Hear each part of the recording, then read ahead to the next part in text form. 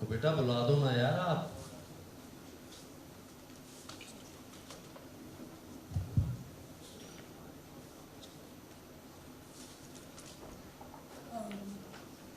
Globally, most assessments concerning TB rarely factor in the long-term pulmonary repercussions following TB treatment.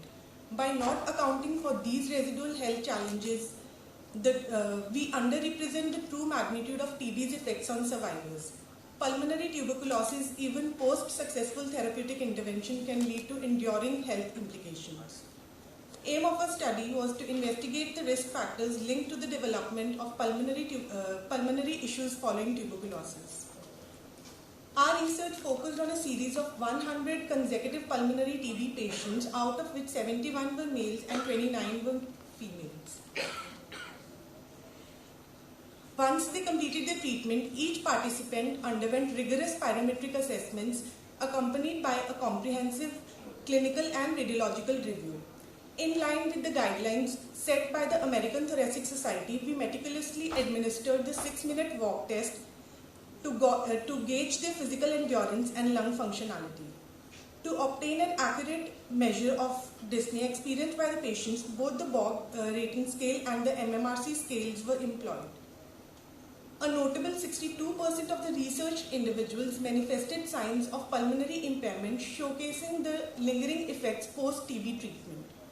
Obstructive lung disease emerged as the primary form of lung dysfunction, accounting for 35% of the total impairments. A significant 62% of participants exhibited compromised pulmonary function. The mean distance covered by all patients during the 6-minute walk test was 512 plus minus 15 meters. Specifically, patients without impairment covered an average distance of 526 plus minus 16 meters, whereas the patients with impairment covered a mean distance of 489 plus minus 11.47 meters. The intensity of dyspnea, as gauged by the BOG and the MMRC scales, exhibited an increment corresponding with the progressive deterioration of lung function. Factors such as smoking habits, sputum status, the time span from the onset of symptoms to TB diagnosis, and the recurrence of tuberculosis emerged as significant contributors to PIAT development. Out of the 62 subjects with pulmonary impairment after tuberculosis, 46 were smokers and 16 were non-smokers, with a p-value of 0.02, which was statistically significant. Out of the 62 individuals with PIAT, 42 were sputum positive while 20 were sputum negative, with a p-value of 0.004, which is statistically significant. The predominant form of impairment seen was obstructive pattern, which was seen in 35% of the individuals. Restrictive pattern was seen in 15%, mixed pattern was seen in 12%. There was a strong correlation between the severity of X-ray findings and pulmonary impairment. Out of the 62 individuals showing impairment, abnormal X-ray was seen in 54 individuals. Cavitatory lesion on the X-ray was seen in 32 individuals, and predominantly moderate severity of chest X-ray was seen in 32 individuals. Most of the patients in the impairment present group showed dyspnea MMRC grade 2 scaling, and in the BOG scale, majority of the patients showed a slight dyspnea.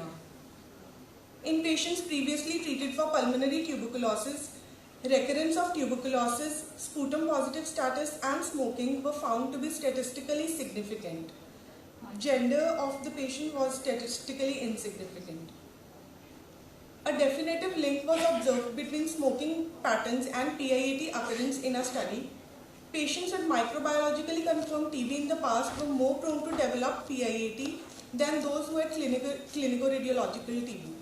Obstructive lung disease took precedence as the primary type of pulmonary dysfunction, comprising 35% of impairments.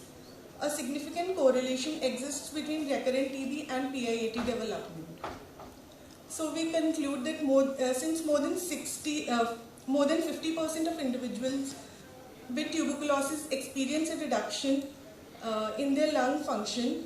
This underscores the importance of conducting pulmonary function assessments after the conclusion of treatment. The national strategy should give top priority to addressing post-tubercular impairment in individuals receiving treatment through a holistic and integrated approach. It is imperative to include measures for efficient management of these outcomes within the framework of a national plan. Thank you.